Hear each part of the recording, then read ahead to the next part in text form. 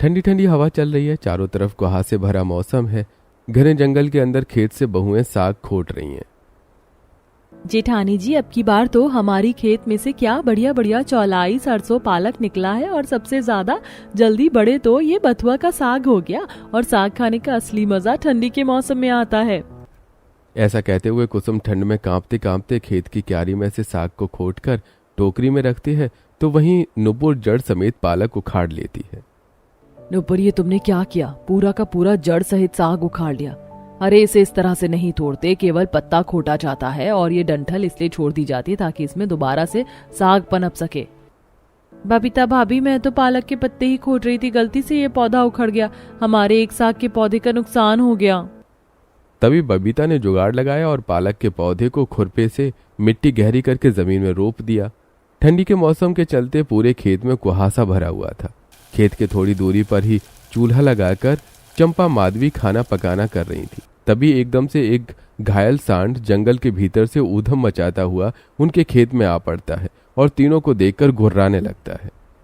इतने बड़े सांड को अपने सामने देखकर तीनों खौफ से बस खड़ी रह गईं। क्या ये बहुएं खुद का बचाव कर पाएंगी? पर मुद्दा यह है कि आखिरकार ये पांचों बहुएं इतने कड़कड़ाती ठंडी के मौसम में इस तरह घने जंगल में क्यों रहन सहन कर रही हैं?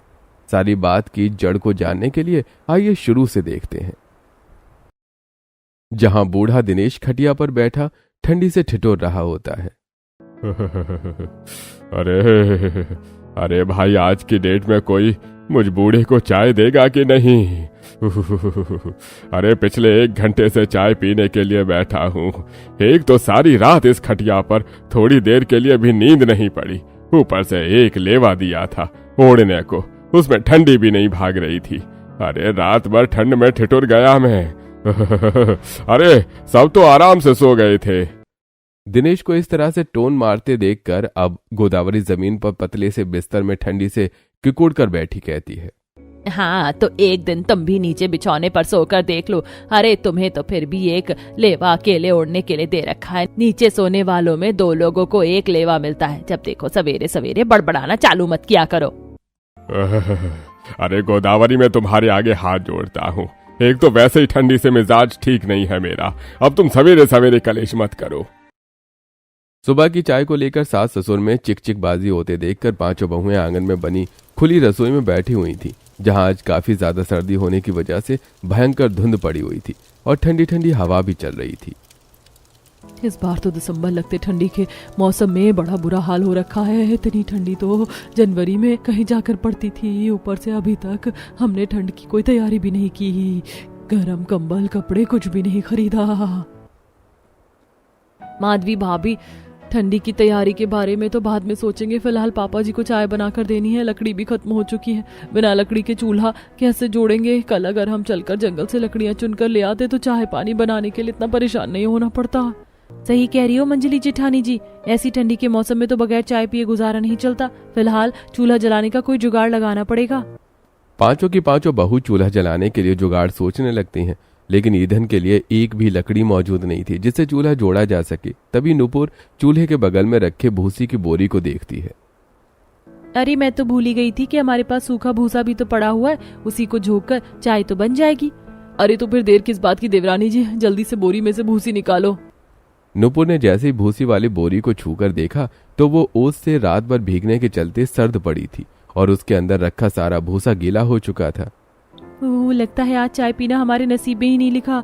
ये तो सारा का सारा भूसी ओस से गीला है। घर के अंदर भी तो इतनी जगह नहीं है कि हम रसोई और चूल्हा घर के भीतर लगा ले। और हमारा परिवार भी इतना ज्यादा बढ़ गया है कि सब लोगों का एक छोटे से कमरे में रहन सहन करना ही बड़ी मुश्किल से हो पाता है। ऐसे में मकान के अंदर रसोई बिठाना और खाना पीना करना तो हो ही नहीं सकता। पता नहीं हमारे पति कब दूसरा ढंग का मकान लेंगे। किराया भरते हुए भी इस टूटे फूटे मकान में गुजारा करना पड़ता है। छत से लेकर दीवार में जहाँ देखो जगह जगह सुराख हो रखे हैं। ठंडी ठंडी हवा रात भर घर के अंदर घुसती रहती है। ऐसा लगता है जैसे हम घर में नहीं किसी खुले कंपाउंड में रहते हैं। पांचों जुगाड़ू बहुएं इसी तरह अपने घर की खराब स्थिति पर बात कर रही होती हैं। तभी सामने के घर में से कलावती की बहू कावेरी ढेर सारे गत्ते घर में से लेकर बाहर आती है, जिसे देखकर बबीता का जुगाड़ू दिमाग चलता है। अरे ओ कावेरी बहन, इतने सारे गत्ते तुम बाहर क्यों रख रही हो? अरे इन गत्तों में पैकिंग होकर कल मेरे घर में न्यू हीटर खरीद कर आया है। अब ये गत्ते मेरे काम के नहीं है, फालतू में घर के अंदर का स्पेस घेर कर रखा हुआ है, इसीलिए बाहर रख दिया। पर बहन बाहर तो बिल्कुल पानी की तरह ओस पड़ रही है, ऐसे तो ये गीले होकर गल ही जाएंगे। इससे बढ़िया तुम ये हमें दे दो। हाँ हाँ ले जाओ, वैसे भी तुम पांचों की तो कबाड़ से जुगाड़ लगाने की आदत है। ऐसा बोलते हुए अमीरी का दिखावा करती है बबीता वो गत्ते उठाकर घर में लाती है। जेठानी जी आपने ये गत्ते किस लिए मांगे थे? देखा वो कैसे अभी नीचा दिखा रही थी। देवरानी जी अपना उल्लू सीधा करने के लिए कभी कभी गधे को भी बाप बनाना पड़ता है, और वैसे भी कावेरी बहन की तो आदत है अपने मुंह मियां मिट्ठू बनने की। लेकिन इस गत्ते की आंच खूब धाएं धाएं लहकती है। फिलहाल इस पर हम 1-2 टाइम का खाना पीना तो बना ही लेंगे, और अब दोपहर में धूप खिलेगी तो चलकर जंगल से लकड़ी चुनकर ले आएंगे। क्या बात है मंजली देवरानी जी, तुमने क्या बढ़िया जुगाड़ू दिमाग दौड़ाया है। कुछ देर में अब माधवी सभी के लिए बगैर दूध के ही अदरक तुलसी तेज पत्ता लगाकर लाल चाय बनाती है। इतने में प्रभात, लखन, अखिलेश तीनों ठंड में ठिठुरते ठिठुरते घर में आते हैं। अरे इस बार की ठंडी ने तो गदर मचा के रख दिया है। दिन में भी रात जैसी हालत हो रखी है। रोड पर इतनी ज्यादा धुंध छा रखी है कि कुछ भी दिखाई नहीं दे रहा है। बेटा अभी तो खिचड़ी चढ़ने तक ऐसा ही दिन रहेगा। मकर संक्रांति के बाद ही जाकर थोड़ी कड़क धूप निकलेगी तो ठंड घटेगी। ठंडी के मौसम में तो हम जैसे गरीबों के लिए रहन सहन करना खाना दूभर हो जाता है। इतने में चंपा सबके लिए चाय लाकर देती है। सभी लोग चाय उठा लीजिए। अरे कभी इस घर में चाय बनाने के लिए दूध नहीं होता है, जब देखो तब घर में लाल चाय ही बनती रहती है। अजी आप तीनों भाई में से कोई दूध मंगवाने के लिए पैसे ही देकर नहीं गया तो हम कहाँ से दूध लेकर आती। बनिया ने उधार देने के लिए साफ साफ मना कर दिया है। सही बात है, जितना तुम लोग लाकर दोगे उतने में ही तो बेचारी घर चलाएंगी। ठंडी के मौसम में तो दूध का खर्चा लगता ही लगता है। घर में 1 हफ्ता हो गया दूध वाली चाय पिए, ये लाल चाय पीकर तो मन तृप्त नहीं हो पाता। अरे तो हम तीनों भाई भी कितना ही कर पाएंगे। माँ एक तो वैसे ही ठंडी के मौसम में कहीं कोई काम करने को नहीं है। फैक्ट्री में भी काम पता करने के लिए गए थे, लेकिन वहां भी ठंडी की वजह से काम नहीं निकल रहा, इसलिए कोई लेबर वालों को नहीं रख रहे हैं। मनोज भैया और मिथिलेश भैया शहर में रहकर क्या कमाई कर रहे हैं, जो पिछले 2 महीने से उन्होंने 1 रुपया भेजा नहीं है। सारा खर्चा हम तीनों को चलाना पड़ रहा है। इतने में मकानदार हरिचरण किराया मांगने के लिए धमक जाता है। अरे ओ लखन, अखिलेश, अरे प्रभात, निकलो जल्दी से बाहर। बस मकानदार के आने की कमी थी, वो भी आ गया किराया मांगने। अभी किराए का पैसा भी नहीं जोड़ा, क्या जवाब देंगे। आज किराए देने की डेट ले रखी थी। अजी जाकर थोड़ी और दिनों की मोहलत ले लीजिए। अब जब काम नहीं चल रहा तो क्या कर सकते हैं। तीनों भाई मकानदार से बात करने के लिए बाहर आते हैं। अरे हाँ भाई, निकालो किराया जल्दी से। थोड़ा रहम करिए मकानदार जी, हम किराए के बंदोबस्त में ही लगे पड़े हैं। अभी किराया जुड़ नहीं पाया है। ठंडी के मौसम के चलते काम का बहुत ही बुरा हाल है। अरे भाई, मैंने तुम लोगों के काम चलने या ना चलने का ठेका नहीं ले रखा है। मुझे टाइम पर मेरा किराया चाहिए। बस तुम लोगों ने आज की डेट ली थी किराया देने की। अरे 2 महीने का किराया लग चुका है। अगर तुम लोगों ने किराया नहीं दिया ना तो 2-4 दिन के अंदर अंदर मकान खाली कर देना। मकानदार की बात सुनकर अब पूरा ससुराल टेंशन में आ जाता है। तभी बच्चे भी ठंड में खेलते हुए घर में आते हैं। Mummy mummy. गोलू मेरे बच्चे, अरे तुझको इतनी चोट कैसे लगी। मम्मी मम्मी ये निखिल है ना, वो उसने गोलू को धक्का मारकर गिरा दिया, पर सारी गलती इसकी है मम्मी। इसी ने उसके साथ लड़ाई शुरू की थी। गोलू बेटा, मैंने तुम्हें कितनी बार कहा है ना, लड़ाई झगड़ा नहीं करते, गलत बात होती है। मम्मी मेरी गलती नहीं, मेरी बात तो सुनो। चलो भैया मुझको पकड़ कर दिखाओ। अच्छा बच्चू, अभी तुझे पकड़ कर दिखाता हूँ, रुक। तीनों बच्चे ठंडी में एक दूसरे के साथ खेल रहे होते हैं। तभी निखिल गर्मा गर्म आलू के पराठे खाते हुए आता है। तुम लोग क्या खेल रहे हो, मुझे भी अपने साथ खिला लो। तीनों खाने के लालच से आलू के पराठे को देखने लग जाते हैं। ठीक है, हम तुझको अपने साथ खेलने देंगे, लेकिन पहले तो हमको अपने आलू के पराठे में से थोड़ा सा खाने को दे दे। चल हट बुक्कड़ लालची का, इनका बड़ा आया मेरा आलू के पराठे खाने वाला, गरीब फटीचा का इनका। ऐसा कहते हुए निखिल तीनों को चिढ़ा चिढ़ाकर पराठे खाता है। कितना टेस्टी टेस्टी यम्मी पराठा है। ओए फटे स्वेटर वाला गंदा बच्चा, खाएगा पराठा? खबरदार जो मुझको फटे स्वेटर वाला कहा तो मैं तेरा मुंह तोड़ दूंगा। दीदी भैया देखो ना इस निखिल को। तू एक नंबर का फटीचर है और तेरे माँ बाप भी गरीब है, सबके सब खंडर जैसे घर में रहते हो। और तेरी मम्मी तो झुग्गी वालों की तरह बाहर बैठकर खाना बनाती है, तुम्हारे पास तो कोई रसोई भी नहीं है। इतना सुनकर गोलू निखिल से लड़ाई कर लेता है। निखिल गोलू को बदले में जोर का धक्का मारकर गिरा देता है। मम्मी, उसने मुझे ऐसा कहा इसीलिए मुझे गुस्सा आ गया। क्लास के बच्चे भी हमारे घर का मजाक उड़ाते हैं। हम अच्छा घर कब लेंगे? इस घर में बहुत ठंडी लगती है। चुप हो जा। एक तो वैसे ही यहाँ 2 टाइम की रोटी खाने के लाले पड़ रखे हैं, ऊपर से चोट लगाकर इसने दवा दारू करवाने का खर्चा अलग से बढ़ा दिया है। अरे छोटी मोटी पट्टी करने के भी 500 रुपए से नीचे नहीं लेगा डॉक्टर। देवर जी आप परेशान मत होइए, चोट इतनी गहरी नहीं है, मैं इसे घरेलू नुस्खे से ठीक कर दूंगी। माधवी अब जुगाड़ लगाकर साबुत कच्ची हल्दी पीस कर चोट पर लगा देती है। मम्मी दर्द हो रहा है। राजू बेटा अभी देखना, इस हल्दी से सू सटाक तुम्हारा चोट सही हो जाएगा। इतने में बाहर थोड़ी सी धूप निकलती है। कई दिन के बाद धूप निकलती देखकर सभी ने राहत की सांस भरी। शुक्र है सूरज देवता ने मुंह तो दिखाया। अरे चलो सबके सब चटाई बिछाकर बाहर बैठते हैं। सभी बाहर आकर आंगन में बैठ जाते हैं। वहीं 5 जुगाड़ू बहुएं लकड़ी चुनने के लिए कड़कड़ाती ठंड में ठिठुरते ठिठुरते जंगल में लकड़ी लेने आती हैं। जहां सर्दी और ओस से जंगल की घास बिल्कुल गीली थी। कुछ पेड़ों की शाखा और तने पर पंछी किकुड़ कर बैठे हुए थे। वहीं सदाबहार के पेड़ पर पलाश के लाल लाल फूल खिले हुए थे। कुछ फूल जमीन पर गिर रहे थे। देखो ये पलाश के फूल कितने सुंदर लग रहे हैं। मगर इस घने जंगल में कितनी ज्यादा ठंडी ठंडी हवा चल रही है। मेरा तो सारा शरीर सिहर रहा है। जल्दी से लकड़ी बीन कर घर चलो। 5 जुगाड़ू बहुएं 2 अलग अलग हिस्से में होकर लकड़ियां चुनने लगती हैं। तभी कुसुम माधवी सूखे पत्ते चुनते चुनते घने जंगल के नीचे एक खेत में कटाई होते हुए देखती है। बड़ी जेठानी जी देखिए, इस खेत में गेहूं की कटाई का काम चल रहा है। 1-2 दिन में जब इस खेत की कटाई हो जाएगी ना, तो फसल के ठूठे काटने के लिए हम आएंगे। हाँ, और देखो ना, ये बनिहारे भी अच्छे तरीके से गेहूं की कटाई नहीं कर रहे। देखो पीछे ठूठों में कुछ गेहूं की बालियां बाकी बची हुई हैं। हम इसे अच्छे तरीके से काट लेंगे। वैसे इस घने जंगल के आसपास में बहुत से लोगों के खेत हैं। सभी ने खेत में ठंडी की फसल की बुआई कर रखी है। कुछ ही देर में 5 लकड़ी चुनकर गट्ठा लाद कर घर लाती हैं। इसी तरह कुछ दिन बीत जाते हैं। ठंडी भी काफी ज्यादा बढ़ जाती है। दिन रात बर्फ की तरह हवा चलती रहती है। ऐसे मकानदार दोबारा किराया मांगने आ जाता है। तीनों उसके आगे हाथ जोड़कर खड़े थे। अरे भाई देखो, आज तुम चाहे मेरे हाथ जोड़ लो, पैर पकड़ लो या नाक रगड़ लो, मकान तो तुम्हें खाली करना ही पड़ेगा। या तो अभी मेरे हाथ में किराया दो या निकलो फिर से। मकानदार जी, अरे पिछले 15 साल से हम आपके मकान में रह रहे हैं। थोड़ा तो सब्र रखिए। आपका किराया लेकर हम कहीं नहीं जा रहे हैं। या फिर एक काम कीजिए, आप शहर में मेरे बेटे मनोज या मिथिलेश को फोन मिलाकर एक बार बात करवा दीजिए। मैं उनसे किराए का जुगाड़ करवाता हूँ। ठीक है, यह भी करके देख ले। हरिचरण फोन मिलाकर देता है। हेलो, हाँ मनोज। हाँ बाबूजी प्रणाम। कैसे फोन किया? अरे तुम दोनों शहर में जाकर वहीं के होकर रह गए हो ना। कभी कभी फोन भी नहीं करते, हाल चाल पता करते भी नहीं हो। थोड़े पैसे भेज दे, मकानदार को किराया देना है। बाबूजी, अरे हम कोई यहाँ पर लाखों का महीना थोड़े ना कमा रहे हैं जो महीने महीने मनी ऑर्डर भेजते ने। अरे जितनी भी कमाई नहीं है उससे ज्यादा रहने का खर्चा है यहाँ पर।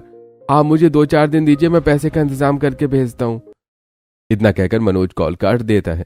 मकानदार बड़े से लेकर छोटे बच्चे तक पर भी तरस नहीं खाता और सबको घर से बाहर निकाल देता है। गनीमत यह थी कि 5 जुगाड़ू बहू अपना जरूरत का छोटा मोटा सामान और रोटी पानी साथ लेकर चली थी।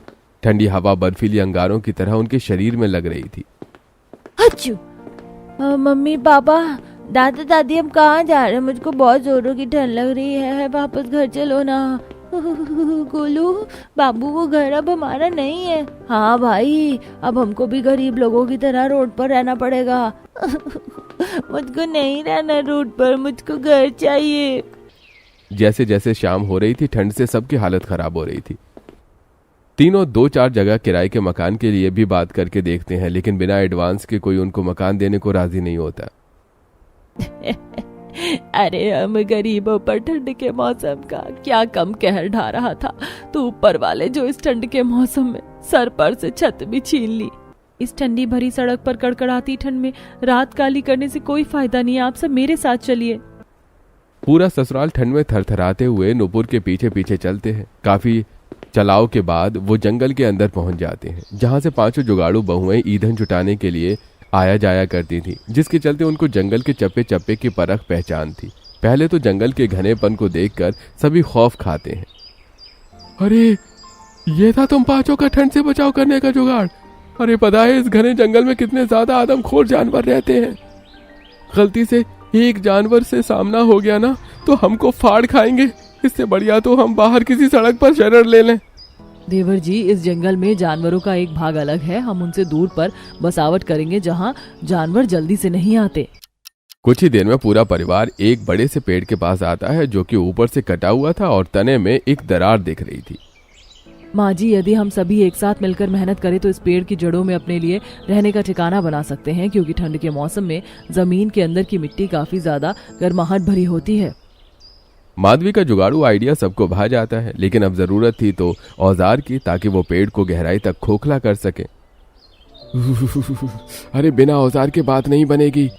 पांचों जुगाड़ू बहु औजार बनाने के बारे में सोचने लगी। रानी ने कहा, मम्मी चाची, आप तो जुगाड़ लगाने में कितनी ज्यादा एक्सपर्ट हो। देखो इस जंगल में कितने सारे पेड़ और पत्थर भी हैं। हमने एसएसटी के चैप्टर में पढ़ा था, जब पहले के जमाने में घर नहीं हुआ करते थे तो आदि मानव पत्थर के औजार बनाकर ही गुफा की कटाई करके घर बनाते थे और पत्थर लकड़ी से औजार भी बनाते थे। रानी का ये जुगाड़ू आइडिया पांचों बहू को औजार बनाने का रास्ता दिखा देता है। पांचों बगैर समय गवाए जल्दी से लकड़ी काटने के लिए कुछ ठोस पेड़ को चुनकर उसकी लकड़ियां इकट्ठी करती हैं। तो वहीं तीनों भाई ठंड में दूर दूर से कुछ पत्थर ले आते हैं और अब सभी मिलकर कुछ पत्थर नुकीले और पैना करके औजार बनाते हैं और अब पेड़ को खोखला करना शुरू करते हैं। तभी उसके अंदर से एक काला मोटा जहरीला सांप बाहर निकलता है। मम्मी देखो कितना मोटा सांप। हे भगवान जी, ये तो करैत सांप का बच्चा है। इस पेड़ के अंदर बसावट करके रहना जानलेवा है। सभी की काफी देर तक ठंड में की गई मेहनत खराब हो जाती है। सभी अब थोड़ा आगे बढ़ते हैं, जहां जंगल का एक बड़ा भूभाग पूरी तरीके से खाली था। मेरे हिसाब से ये हिस्सा हमारे बसावट करने के लिए अच्छा रहेगा। हम यहीं पर अपना घर टिकाते हैं। आज तो घर बनाना बिल्कुल असंभव है, क्योंकि कुहासा तेजी से बढ़ रहा है। थोड़ी देर में पूरा जंगल घिर जाएगा। अभी के लिए केवल आग जलाने का जुगाड़ करना पड़ेगा। आज की रात कैसे भी करके हमें काटनी है। अब सभी आग जलाने के लिए लकड़ी, भूसी, पत्ते लाते हैं और अलाव जलाकर बैठ जाते हैं। मगर जैसे जैसे रात बढ़ती है, पेड़ पौधों से साए साए हवा चलने लगती है। रात भर ठंड में ठिठुर कर सुबह तक सबकी हालत खस्ता हो जाती है। सुबह जाकर थोड़ा थोड़ा कुहासा साफ होता है। बहुत जोर की भूख लगी, कुछ खाने को दो ना मम्मी। जो रोटियां हम साथ लेकर चली थी वो तो रात में ही खत्म हो गया। कोई नहीं, हम खाने को कुछ देखते हैं। अब पांचों जुगाड़ू बहुएं भोजन की तलाश में जंगल में घूमने लगती हैं। कुछ दूर चलाव के बाद नुपुर को एक बेर का पेड़ दिखाई देता है, जिस पर से पके पके बेर टपकते हुए नीचे गिर रहे थे। ये देखो, ये पूरा का पूरा पेड़ तो पके पके बेरी से भरा हुआ है, लेकिन तोड़कर ले जाएं किसमें? तभी चंपा बगल में केले के पेड़ को देखती है, जिस पर ताजे ताजे चौड़े चौड़े पत्ते लहरा रहे थे, जिसको देखकर उसे जुगाड़ सूझता है। देवरानी जी, तुम पेड़ पर चढ़कर बेर तोड़ो, तब तक मैं टोकरी का जुगाड़ लगाती हूँ। चंपा ने डाली को लचकाकर ढेर सारे केले के पत्ते तोड़कर देखते देखते मजबूत टिकाऊ जुगाड़ू टोकरी बनाकर तैयार कर ली। ओह जेठानी जी, ये लीजिए, बेर कैच कीजिए। चंपा ने टोकरी को थोड़ा ऊपर लफाया। देखते ही देखते टोकरी मीठे रसदार बेर से भर गई। वहीं माधवी और कुसुम दोनों इस कटाई किए हुए खाली खेत में आ गई। ठंडे मौसम के चलते खेत ओस से भरा हुआ था और कुछ जंगली गाय खेत में बैठी थी। जेठानी जी, इन गाय और बछिया को ठंडी नहीं लग रही क्या? देखना जरा कैसे गीले खेत में दस्तकरी मार कर बैठी है। मुझे तो थरथराहट हो रही है खेत में आकर। जानवरों को मिट्टी में ही गर्माई मिलती है, इसीलिए तो ये खेत में बैठी हैं। देखो, इस खेत में गेहूं की बाली और ठूठों के अलावा कितनी सारी गेहूं की भूसी भी है। चूल्हा बनाने में ये हमारे काम आएगी। तुम बटोर लो, तब तक मैं सारे के सारे ठूठ और गेहूं की बाली काट लेती हूँ। तब दोनों जुगाड़ू बहू ठंड में किकुटते हुए खेत में उपलब्ध सारी चीजों को इकट्ठा करके अपने साथ जंगल में ले आती हैं, जहां दोनों भाई घर बनाने के लिए काफी सारी लकड़ी काट कर इकट्ठा कर चुके थे। लकड़ी काट काट कर ठंड से मेरे तो हाथ ही बिल्कुल कठोर से हो गए हैं। अरे इस जंगल में हरियाली भी तो कितनी ज्यादा है, इसलिए ठंड ज्यादा है। अरे कटाई का काम खत्म हो गया, चलो अब घर बनाना शुरू करते हैं। जेठ जी, केवल लकड़ी से थोड़ी ना घर बन जाएगा, छावनी डालने के लिए घास भी लगेगी। मैं घास काट कर लाती हूँ। बबीता अब हंसिया लेकर घास काटने के लिए चली जाती है। तभी बाकी चारों जुगाड़ू बहू बेर, गेहूं, भूसी वगैरह लेकर आती हैं। देखो हम क्या लेकर आए हैं, ताजे ताजे मीठे मीठे बेर। बेर देखकर तीनों बच्चे खुश हो जाते हैं। वाह चाची, आप तो मेरे मनपसंद बेर लेकर आई हो। मुझको ये खाने में बहुत टेस्टी लगता है। नुपुर सभी को बेर देती है, जिसे खाकर सभी अपना अपना पेट भरते हैं। उसके बाद तीनों भाई कड़ी मेहनत से जमीन खोदकर नींव डालते हैं और घर बनाते हैं। वहीं माधवी अब मिट्टी में भूसी मिलाकर 4 मुंह वाला चूल्हा बनाती है। 2 बहू ठिठुरते हुए खाना पकाने के लिए मिट्टी के बर्तन बनाती हैं। तभी गोदावरी जंगल से कुछ जंगली सब्जियां तोड़कर लेकर आती है। अरे बहुओं, ये लो थोड़ी जंगली कुंदरू और जंगली गोभी मिल गई। अभी इसी की सब्जी बना दो, राम का नाम लेकर खा लेंगे। सूरज डूबने के साथ जंगल में अंधेरा होता देखकर अब माधवी मशाल जलाती है ताकि जंगली जानवर उनके डेरे के आसपास न भटके। समय गुजरता है। धीरे धीरे 5 जुगाड़ू बहू के साथ साथ गरीब ससुराल भी जंगल के रहन सहन करना सीख लेते हैं। ऐसे ही एक दिन आज तो इन जंगली गायों ने हद कर दी। गोबर भी कर गई और चूल्हा भी तोड़ गई। इतनी ठंडी में दोबारा चूल्हा बनाने पर सूखेगा भी नहीं। ये लगाकर तीसरी चौथी बार हमारा चूल्हा टूट गया। इसका कोई सॉलिड जुगाड़ लगाना पड़ेगा। तभी कुसुम को जुगाड़ सूझता है। मिल गया जुगाड़, क्यों ना हम मिट्टी की जगह पत्थर का चूल्हा बना ले। उससे हमको बार बार मिट्टी के चूल्हे की मरम्मत नहीं करनी पड़ेगी और ठंडी में लिपाई पुताई करना भी नहीं पड़ेगा। कुसुम का पत्थर का चूल्हा बनाने का जुगाड़ सबको पसंद आता है। काफी जतन के बाद 5 पत्थर का चूल्हा बनाकर तैयार कर लेती हैं। वैसे ये पत्थर का चूल्हा बहुत ही अच्छा है, क्यों ना हम अपने रसोई को पत्थर से ही ढक लें। फिर हमें सर्दी के मौसम में खुले में खाना नहीं बनाना पड़ेगा। सभी बहुएं अलग अलग पत्थर चुनकर लाती हैं। रसोई का चारों तरह से ढकाव करती हैं, जहां अब वो रात का खाना अपनी पत्थर की रसोई में बैठकर आरामदायक तरीके से बनाती। और वहीं चूल्हे की धाह जब उनके पत्थर की रसोई पर पड़ती तो रसोई में गर्माहट भर जाती। आज तो खाना पकाने में बिल्कुल भी ठंड नहीं लग रही, वरना बाकी दिन तो खुले में खाना पकाने में हाथ पैर ठंडे हो जाते थे। हमने बगैर खर्चे के कितनी बढ़िया जुगाड़ू रसोई बिठा ली। ऐसे ही समय गुजरता है। 5 बहुएं अपने जंगल वाले घर और रसोई में रहन सहन कर रही थी, लेकिन सब अभी भी जंगली सब्जियां बनाने खाने पर ही आश्रित थी, क्योंकि ठंडी के मौसम में उनके पतियों के पास कोई भी रोजगार अब तक नहीं था। आज तो इतना दूर सब्जी लेने आने का कोई फायदा नहीं हुआ। केवल ये थोड़ी सी जंगली गवार फली ही तो मिली है। क्यों ना हम अपने घर और रसोई के पास में ही ठंड की मौसमी सब्जियों की बुआई कर दें। देवरानी जी, तुमने जुगाड़ तो अच्छा सोचा है, लेकिन खेती करने के लिए बीज और खाद कहाँ से आएगा? खाद तो आम तौर पर गोबर से भी बना सकते हैं। बाकी बची बात सब्जियों के बीज की, तो हमारे जंगल के बाहर कितने सारे लोगों के खेत है। क्यों ना 2-4 पौधे वहीं से सब्जी की लाकर अपने खेत में लगा देंगे, तो खेत भर की सब्जी हो जाएगी। कुसुम का खेती करने का जुगाड़ू आइडिया सभी को काफी पसंद आता है। अगले दिन 5 जंगल के बाहर हो रखी सब्जी के खेत में आकर खेतिहार से कुछ सब्जियों के पौधे मांगकर और अब जंगल के उपजाऊ मिट्टी वाले हिस्से को चुनकर उसमें सब्जी लगाने के लिए छोटी छोटी क्यारियां बनाकर एक तरफ साग और कुछ हरी भरी सब्जियां, टमाटर और आलू के पौधे जमीन में रोप देती हैं और जंगली जानवर से बचाव के लिए खेत में घास का एक पुतला भी खड़ा कर देती हैं। कुछ ही सप्ताह में सब्जी साग निकलने लगते हैं, जो कि उनके बनाने खाने से काफी ज्यादा हो रही थी, जिसे देखकर उनके पति उन ताजी सब्जी को बाजार में बेचकर आमदनी कमाते हैं। इसी तरह एक दिन ठंडी में सुबह सुबह तीनों साग खोट रही होती हैं, जब उनका सामना सांड से होता है। जेठानी जी, इस सांड से कैसे बचा जाए, कुछ कीजिए। इतने में पीछे से मिथिलेश और मनोज मोटा सा डंडा लेकर आते हैं और उस सांड को खेत से हाँकते हैं। चल चल चल, हट हट हट हट, अरे डरना मत, हट। अपने पतियों को देखकर माधवी बबीता की आंखें भर गईं। जी आ गए आप लोग। पहले तो हम सीधा घर गए थे, वहां जाकर पता चला कि किराए के चलते मकानदार ने आप लोगों को घर से निकाल दिया। हम तो इस बात से बेखबर होकर शहर में आप लोगों के लिए पैसे जोड़ रहे थे ताकि हम आप लोगों को एक अच्छी जिंदगी दे सकें, और हम शहर से कमाकर पैसे लाए हैं। अब किसी को यहाँ रहने की आवश्यकता नहीं है। मनोज की बात को सुनकर 5 बहुओं के चेहरे पर खुशी के साथ साथ अपने जंगल वाले घर, रसोई और खेत खलियान को छोड़कर जाने का दुख भी दिख रहा था, जहां रहन सहन करते हुए सभी को उस जुगाड़ से लगाव जोड़ चुका था। जंगल से जाने के बाद भी 5 अपनी सब्जी की खेती को जारी रखती हैं।